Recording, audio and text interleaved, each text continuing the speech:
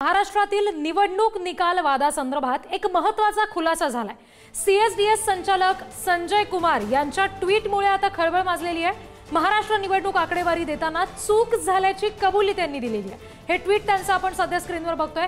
विधानसभेला match fixing झाल्याचा राहुल गांधींनी सुद्धा आरोप केलेला होता। राहुल गांधींच्या आरोपातील आता हवा निघणार का असा प्रश्न इथे उपस्थित झालेला आहे। या संदर्भात नेमकं काय पोस्ट त्यांनी केलेली आहे आपण बघतोय। महाराष्ट्र निवडणुकी संदर्भात पोस्ट केलेल्या ट्विट बद्दल मी मनापासून माफी मागतो। 2024च्या लोकसभा निवडणुकीचा आणि 24च्या विधानसभा निवडणुकीच्या डेटा तुलना करताना त्रुटी समोर आल्या आहेत। आमच्या डेटा टीमने डेटा वाचण्यात चूक केली आहे। ट्विट काढून टाकण्यात आलं आहे।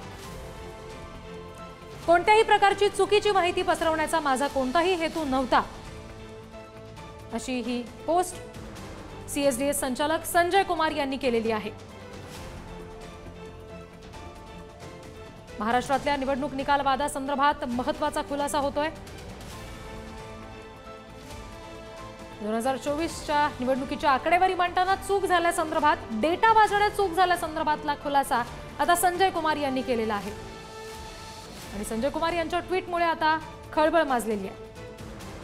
विधानसभेला मॅच फिक्सिंग झाल्याचा आरोप हा राहुल गांधींकडून सुद्धा करण्यात आलेला होता आणि आता राहुल गांधी यांच्या आरोपातली हवा निघणार का असा प्रश्न उपस्थित झालाय।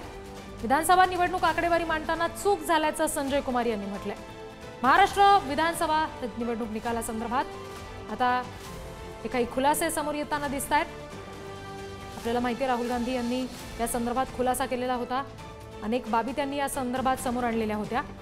विधानसभेला मॅच फिक्सिंग झाल्याचा आरोप एकीकडे त्यांनी केलेला आणि अशात आता सीएसडीएस संचालक संजय कुमार यांनी जे ट्विट केलंय त्याच्यामुळे खळबळ माजलेली आहे।